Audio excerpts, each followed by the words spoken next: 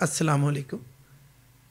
हम इससे पहले एक इब्तदाई किस्म की गुफ्तगू आपके साथ शेयर कर चुके हैं, जिसमें हमने ये देखा कि फ़लसफ़ा क्या है और इसका बाकी अलूम व फ़नून से क्या ताल्लुक़ है, इसका बहसियत मजमूई ज़िंदगी से क्या ताल्लुक़ है, इंसानी शख्सियत से क्या ताल्लुक़ है। और मेरा ख़्याल है कि फ़लसफ़े को इसी तरह फ़लसफ़े का जो कैरेक्टर है और उसका एक फ्लेवर है, उसका एक टेस्ट है, और फ़लसफ़े की एक जो इंडिविजुअल यूनिकनेस है जिसे अंग्रेज़ी में कहें, इसी तरह वाज़ेह होती है। तो इसमें हमने कार्ल पॉपर की एक कोटेशन भी आपके सामने पेश की। आज की वीडियो में हम ये देखेंगे कि हमने चूँकि कह चुके हैं और वो दुरुस्त है कि every subject can be a subject of philosophy, every content की can be philosophized, every subject can be, every issue can be philosophized, बशर्ते कि आप उसको बिल्कुल टुकड़ों में बाँट के ना देख रहे हैं और उसकी एक कुल्ली शक्ल उसमें इस काबिल हों आप ज़हनी तौर पर कि उसको उसकी एक कुल्ली शक्ल बना के उसको शेयर कर सकें, बोल सकें, लिख सकें।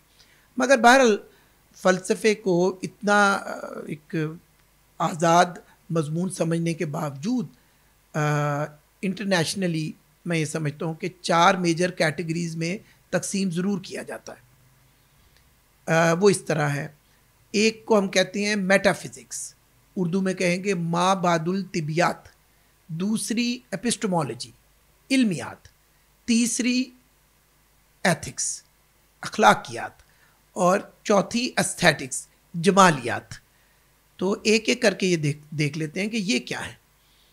सो the branch of philosophy which deals with the concepts beyond this physical world is called metaphysics.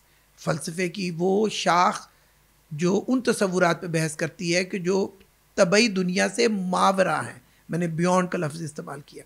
दोस्तों, आपसे ये भी बात करनी है कि हम किसी फ़लसफ़ी को फ़लसफ़ी नहीं मानते अगर वो बोलने में और लिखने में लफ्ज़ों के इस्तेमाल में बहुत एहतियात ना करें। ठीक है ना जी? तो अदरवाइज़ वो बात कन्वे नहीं होती। The branch of philosophy which deals with the concepts beyond this physical world. For example, the concept of God, the concept of world hereafter, the concept of soul, रूह है और तसव्वुर खुदा है, तसव्वुर आखरत है, रूह है। तो ज़ाहिर है ये अहम तसव्वुरात हैं, मगर इसका मादी और मटीरियल चीज़ों से ताल्लुक़ नहीं है या डायरेक्टली उसका ताल्लुक़ नहीं है। वो फ़िज़िकल वर्ल्ड के लिए तो फ़िज़िक्स का मज़मून मौजूद है ना जी। तो वो सारी फ़लसफ़े के ये मौज़ूआत जो ब्रांच डील करती है वो metaphysics. Epistemology, epistemology is a branch of philosophy which deals with knowledge. ये बहुत ज़्यादा इंटरेस्टिंग ब्रांच है और मेरा ख़्याल है कि ये लाजमी होनी चाहिए, वेस्ट में है भी, और तमाम लोगों को ही ये इसके कोर्सेज़ करने चाहिए, इसको पढ़ना चाहिए। फ़लसफ़े की वो ब्रांच जो इस चीज़ पर बहस करती है कि इल्म क्या है, what are the major sources of knowledge, and what is the relationship among different sources of knowledge. मसलन सेंस परसेप्शन का रीज़न से क्या ताल्लुक़ है, रीज़न का रेवलेशन से क्या ताल्लुक़ है, रीज़न का इंट्यूशन से क्या ताल्लुक़ है, अथॉरिटी क्या होती है, अथॉरिटी भी एक सोर्स ऑफ नॉलेज है। तो इस पे बात हम फिर अपनी अगली वीडियोस पे करेंगे कि वो फिर एक एक सोर्स ऑफ नॉलेज को ले लेंगे। तीसरा, ethics. Ethics is a branch of philosophy which deals with morality, which deals with moral questions. हमारी बहुत सारी ज़िंदगी इसी उसमें गुजर जाती है कि ये अच्छा है, ये बुरा है, ये बहुत बुरी बात है, ये बहुत अच्छी बात है। तो सिर्फ फ़लसफ़े की ये ब्रांच है जो इस पे भी बहुत ख़ूबसूरत बहस करती है कि अच्छा अच्छा क्यों है, बुरा बुरा क्यों है। आपने एक चीज़ को कहा है कि this is bad, why this is bad, this is good, why this is good।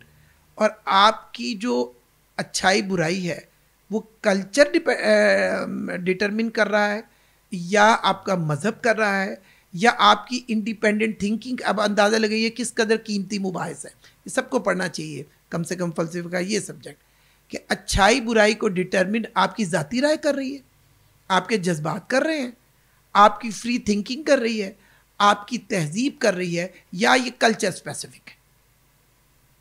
फ़लसफ़े की चौथी मेजर ब्रांच है एस्थेटिक्स। جس کو اردو میں میں نے بیان کیا کہ جمالیات کے کویسچنز مابعد الطبیات سے بھی مختلف ہیں، اخلاقیات سے بھی، علمیات سے. اب یہاں پر بحث ہوتی ہے کہ خوبصورتی کیا ہے، بدصورتی کیا ہے، what is beautiful, what is اگلی، وٹ از موسٹ بیوٹیفل. تو اگر آپ بیوٹی میں بی بڑا کر لیں تو یہ اخروی بیوٹی بھی ہو سکتی ہے. اس طرح بھی لوگ ڈسکس کرتے ہیں کہ خوبصورتی کیا ہے، انسان خوبصورتی کی طرف بے تحاشا کیوں لپکتا ہے.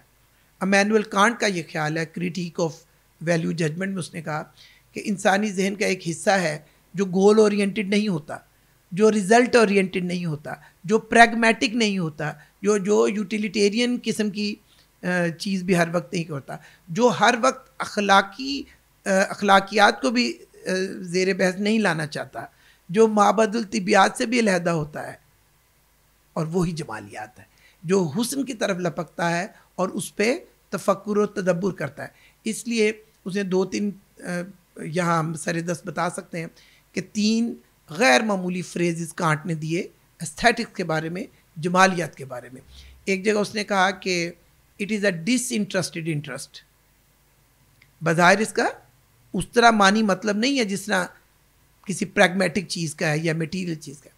It is a free play of imagination. Imagination کا فری پلے ہے. اور تیسرا باکمال فریز ہے کہ it is a subjective universal.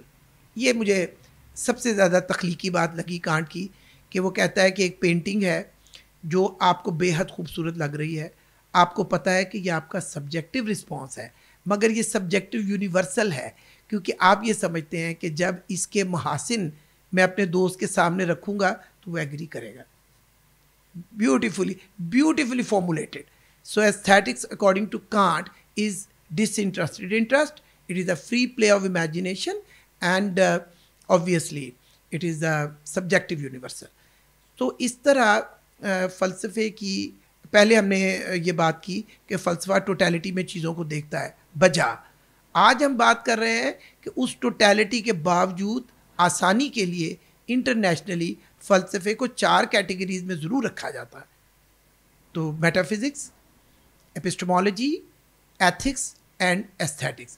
اچھا، یہ فلسفے کے اصل میں فلسفے کے بنیادی سٹرکچر سے متعلق ہے، تو جس کے لیے اس کو برانچز آف فلسفی کہا. اگلی ویڈیو میں انشاءاللہ ہم آپ کو یہ بتائیں گے کہ برانچز آف فلسفی اور سکولز آف فلسفی میں کتنا فرق ہے.